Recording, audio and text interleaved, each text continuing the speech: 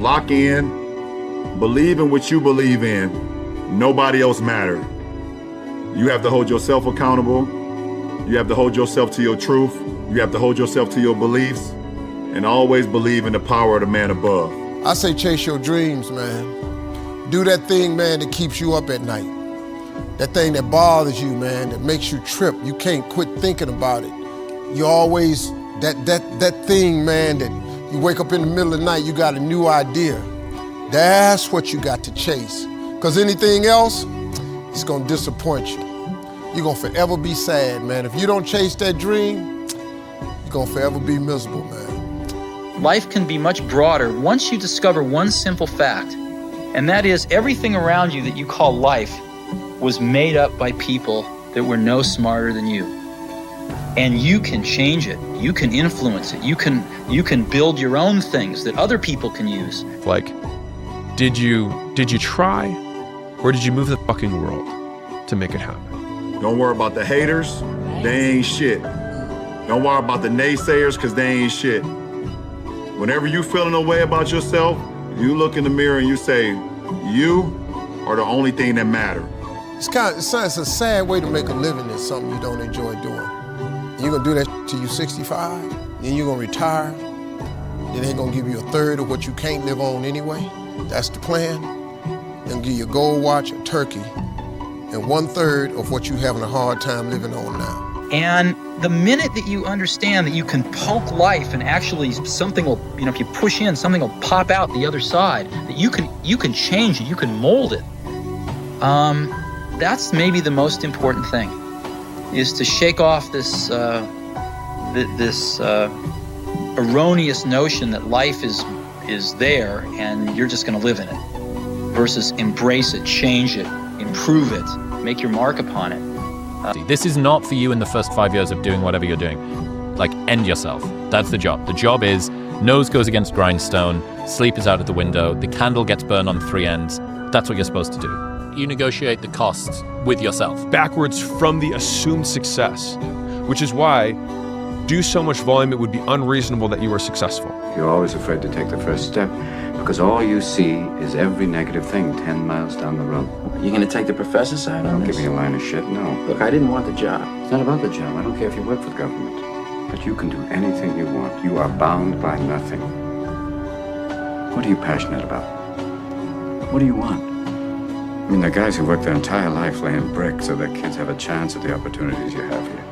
I didn't ask for this. No, you were born with it, so don't cop out behind, I didn't ask for this.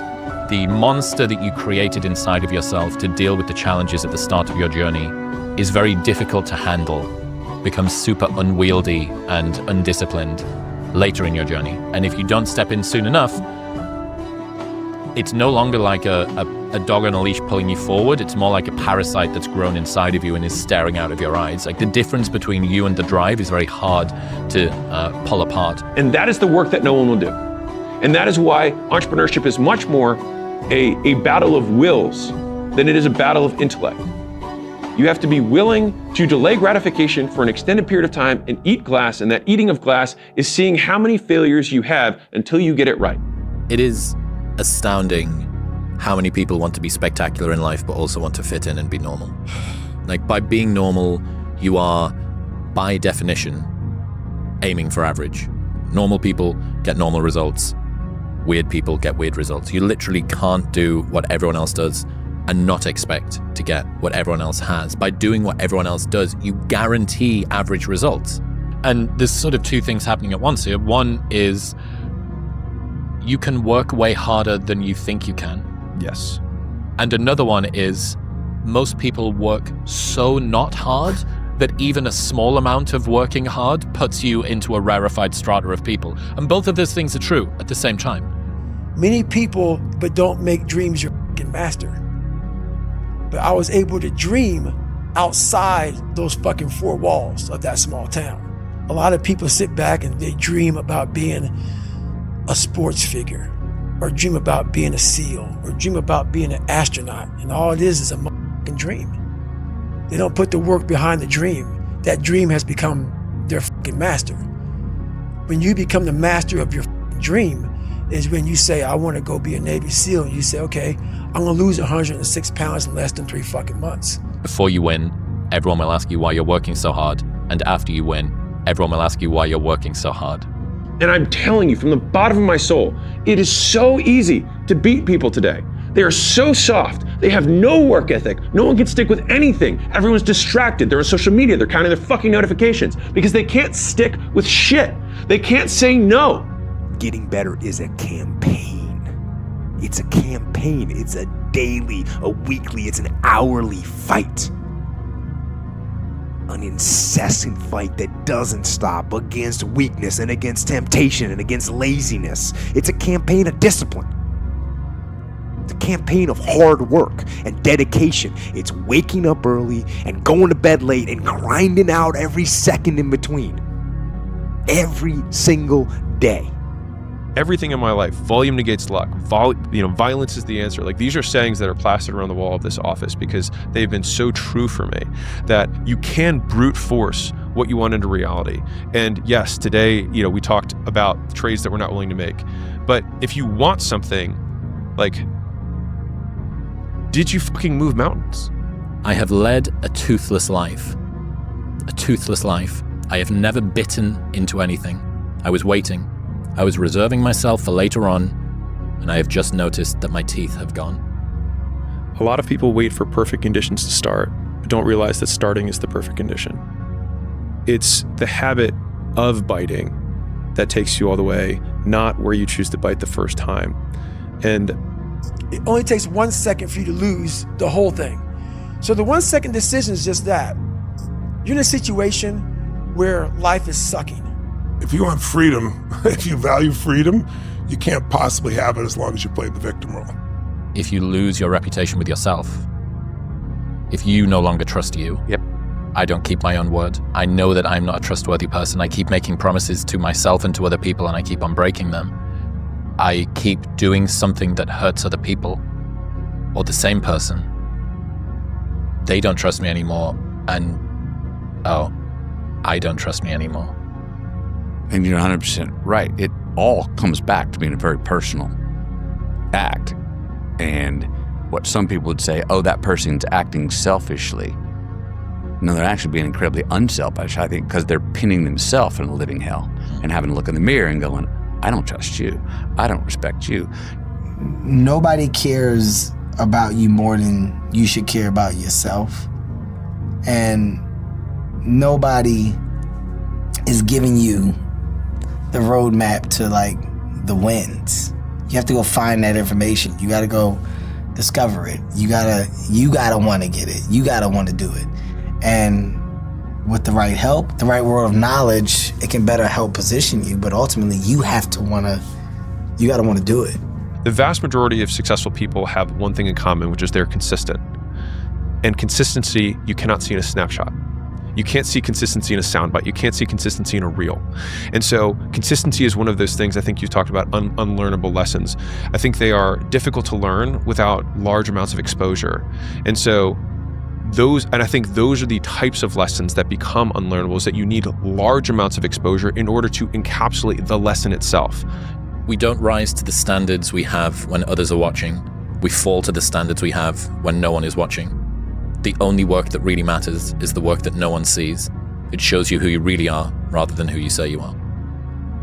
There's this line that I heard David Goggins say on Rogan. You want to be able to say that in the mirror to yourself and not laugh at yourself. Mm-hmm. I tell people, you get rewarded in public for what you practice in private. Your training of your nervous system to do things is what really matters most. And you can't just be in your head. Nobody has the confidence in the decisions that you're making for yourself like you do. So if you're waiting for that to connect in the beginning stages, it may or may not. If it doesn't, it shouldn't prevent you from following through on whatever the line of go is for you. The money is never coming fast. That if you want to be a confident person, you have to take action. Confidence is a result of doing something.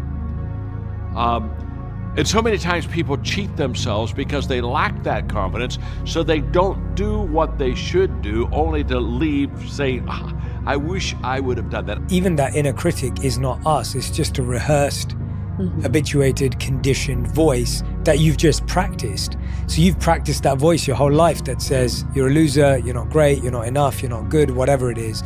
And if you start practicing another voice, that will change. Yeah. And that for me was always massively helpful in recognizing that you could change pretty much anything and everything if you wanted to and if you chose to, because all you were living out was a habit.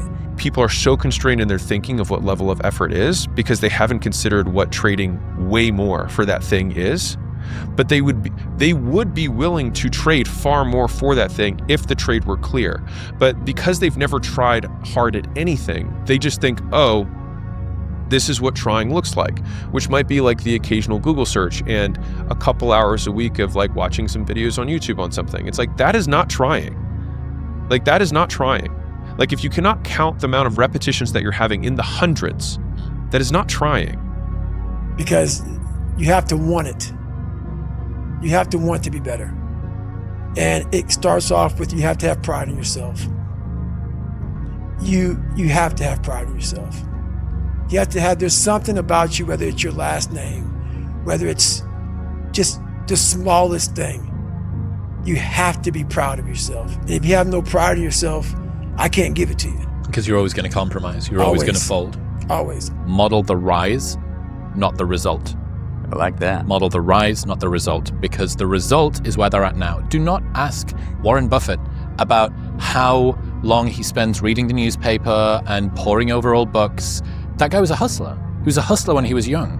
What did you do when you were at the stage that I am at? Not what do you do now? Right. Because I want to get to where you are. That means I don't do what you do now. Right. I do what you did to get there. Model the rise, not the result. Love that. The approach.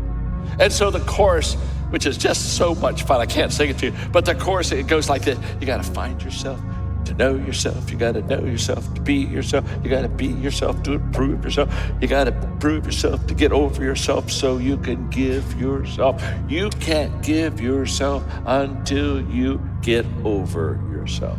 What I'm not okay with is while I have the bandwidth of good health, fucking great mind, strong fucking like mind concept, and I can go, I can do it, I can get there. I'm not okay with wasting that time. And really our life is just a culmination of all the decisions that we make, right? The choices that we make. And before every decision, before every choice, I want everybody listening to just ask themselves one question. What would my higher self do? And I want you to, like you said, try one day living like this. Would they snooze their alarm? What would they eat for breakfast? Do they reply to this person? Do they say yes to this thing they don't want to do? How do they go into work? What's their body language like today? You know, and I think when you start to realize that actually your higher self already exists, you just need to bring that version of you to life. Because your perspective right now concerning God, your family, your work, where you live, the perspective that you have right now is your world. Your perspective is your world. You see, how we view things is how we do things. And that's why it's possible for two people to live in the same world and have two totally different viewpoints of that world. You see, we don't see what is before us. We see what our perspective is. So you run into somebody that has an abundance mindset, they see opportunity. You see somebody that has a scarcity mindset, they see closed doors. Now, it's the same world. The world is the same, but our perspective is not the same. What was I doing with my confidence? I was making a determination to take action on something that I didn't feel comfortable with. And trust me, I did. I never broke that promise to myself, and today I can look back at many times where I just went ahead and did it. I didn't feel comfortable, but I went ahead and did it.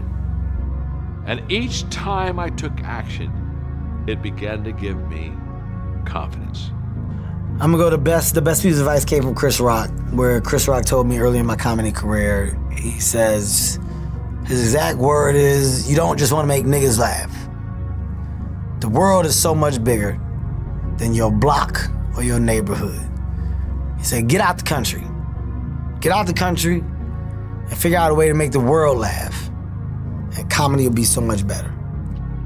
Go and sharpen your axe, and you'll be amazed how much quicker your career. So yes, it goes like this, and then you're going to go like this, and then it goes like this, and you race ahead later because you have a different experience and a different skill set and a different view of the game. But when they say I'm behind, again, it goes behind what? You're not competing against your friends you went to school with. Yeah. That is a bad construction. That your self-worth comes on how far ahead or behind you are somebody else who's living their own life and playing their own, building their own career. There is no ahead and behind. It's just you. It's just you. It's what kind of life do you want to live? It's just you. Someone's opinion of you does not have to become your reality. And he taught me 3 things. He said, if you want to become successful in life, young man, he said, number 1, you got to change your mindset. He said, you don't get in life what you want, you get in life what you are. Our natural tendency is to sell ourselves short. Our natural tendency is to think of the reasons why we can't before we think of the reasons why we can. So the key to breaking ourselves out of the comfort zone and breaking ourselves loose of the shackle of helplessness is courage and confidence. We neutralize the antidote to fear and ignorance is desire and knowledge. And the more we learn about what we want to do and be and have, the more we believe that we can do it. The more we believe that we can do it, the more willing we are to try. And the more willing we are to try, the more likely it is we will succeed. What is the first part of triumph? The first part of triumph is to try. Nobody has the confidence in the decisions that you're making for yourself like you do. So if you're waiting for that to connect in the beginning stages, it may or may not. If it doesn't, it shouldn't prevent you from following through on whatever the line of go is for you. The money is never coming fast. But more than anything else, I immerse myself in the environment of a confident person, because confidence is caught. I've watched it happen many times. A team maybe is behind in a game, and all of a sudden they get on a run, and they, quote, start playing over their head, and they begin to build momentum, and they get on a roll, and they start scoring points. And you can just watch in the behavior, the attitude, the actions, the facial expressions of the players, that they're just feeling better about themselves as the game goes on. It's contagious. Get around a person that's secure, and you'll become more secure. Get around a person that's got confidence, you'll begin to gain more confidence. Because secure, confident people want you to be confident also. The only people that don't want you to be confident in life are insecure people. They always want you to be off balance so they can have the advantage. Worry about yourself. Say to yourself, am I doing better today than I did yesterday? Am I a better human being today than I was yesterday? Am I a better leader today than I was yesterday? Am I making better content today than I was yesterday? Worry about the race against yourself. Compete against you. That's the best competitor. That's the only success metric to look for in the infinite game. If you're playing cricket, then yeah, worry about beating the other team. The first of all, starting point of great accomplishment is to dream big dreams. Number 1, dream big dreams. Let your mind float free. All really exceptional men and women dream big dreams. They allow their minds to float. They think of what they could be and what they could do and what they really, really want. Here's an exercise for you. Take a piece of paper later on and write at the top, dream list, and then make a list of all your dreams. If you're married, sit down with your spouse and say, honey, let's make a list of everything we'd like to be, do, or have in the rest of our lives. But what about this and what about that? No, decide what's right before you decide what's possible. You realize, well, why are you putting time into something in the beginning that you don't want to see through? Why? Or just because you have a rough moment or a rough patch, why is it so easy for you to quit? Why is the idea of quit so quick to you to come up with, and why are you so comfortable with the results of that? I shouldn't be, and that shouldn't be my motto. So we don't stop. If we start something, we see it the entire way through. Great. What does number 1 mean? What does winning mean? you're playing the wrong game. Like, so there's always somebody out there that you can always find who's better than you. It depends what metric you're looking at. So if I look at book sales, I can show you an author who blows me out of the water, and I'll be like, oh my God, I'm a failure. But if I look at Instagram following for the same person, oh my God, I'm destroying him. So should I be high and mighty on myself because one metric says I'm the Mac Daddy, or should I be depressed because the other metric says I'm failing? It depends where you look. What do you like? There's no winning. We haven't agreed on what the metrics are. You've chosen one arbitrary metric and decided that you're a failure. It's ridiculous, right? Worry about yourself. Let them worry about themselves. Are you settling or are you moving mountains? And I really like that. Because like, whenever I'm looking at these choices that I feel like sometimes feel bad, I'm like, is there another option that I could see if I move the fucking mountain? Like, most things are hilariously easy to do. It's just more easy. It's easier to just do nothing. Most people do nothing and get nothing and are dissatisfied because their expectations that they would get something for that nothing of work. What's crazy is that the highest levels of effort are so rare amongst people that you can unlock most things in the universe with it by just really trying like your life depends on it, because it does. That everything that you're worried about is going to be gone like that. The people that are criticizing you, they're going to be gone, you're going to be gone.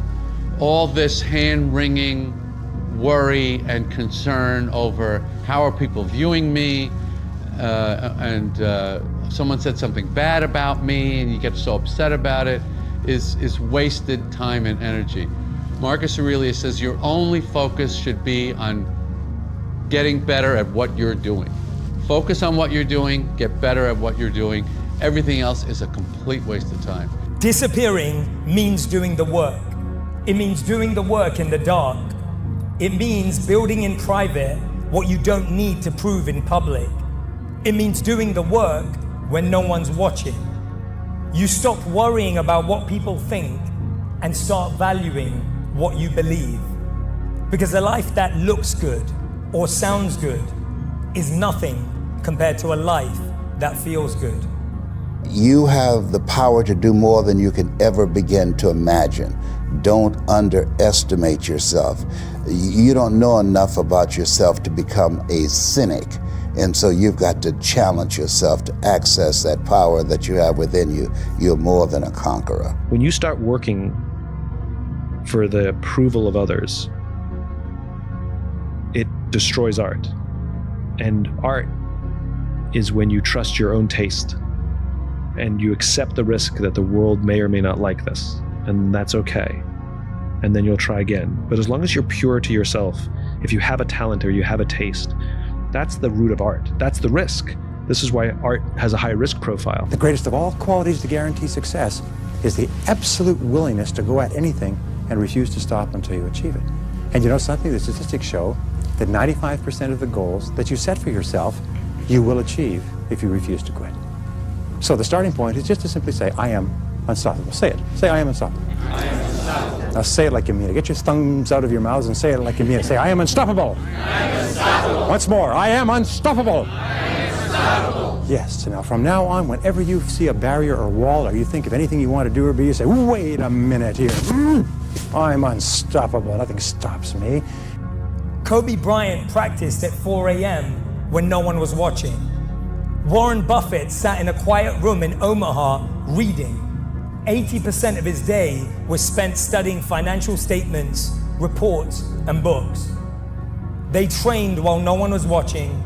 They built without broadcasting. They worked in silence so they could rise without noise. So, whilst everyone is putting pressure on visibility, feel comfortable becoming invisible. And it takes tremendous willpower, and I know you have plenty of willpower, I do as well, but there's a limit to willpower, but there's no limit to pull. Pull is when there's something magnificent that you want to serve, something that you've got an obsession for to create or to do or make happen, and that you don't lose that energy. He said that you have to work on yourself and you have to have an unstoppable attitude, and no excuse is acceptable, and you've got to make it a priority, a non-negotiable in your life, and hold a constant vision of what it is you want to achieve. See it accomplished and go all out. Find a way to win. And when you have a hard time giving and being generous with God, you got a problem. You got a perspective problem. You think it's your money. It's not yours. It's all His. Because if you do what you want, they'll misunderstand you. And if you do what they want, they'll misunderstand you. And if you do nothing, they'll misunderstand you. And if you do something, they'll misunderstand you. So live a life that would make your younger self proud, your older self grateful, even if it confuses everyone in between. The only thing that makes us feel alive is growth. You know, when you grow, then you have something to give. And when you give, then your life is more meaningful than just, pleasure. But it's never going to be the same as when you have something that's larger than you that you're called to. It's like, I get in a business for impact, and economics are second. Now, each one of you has the capacity to be a rogue elephant, because you know something, there's nothing holding us back except the limitations we have in our own mind. That elephant is in reality unstoppable. And the most important goal that you can develop, the most important quality or characteristic that you can develop for happiness and success is to be unstoppable yourself, is to think of yourself as unstoppable. And you know how you become unstoppable? It's by the basic psychological behavioral development principle of simply saying it to yourself.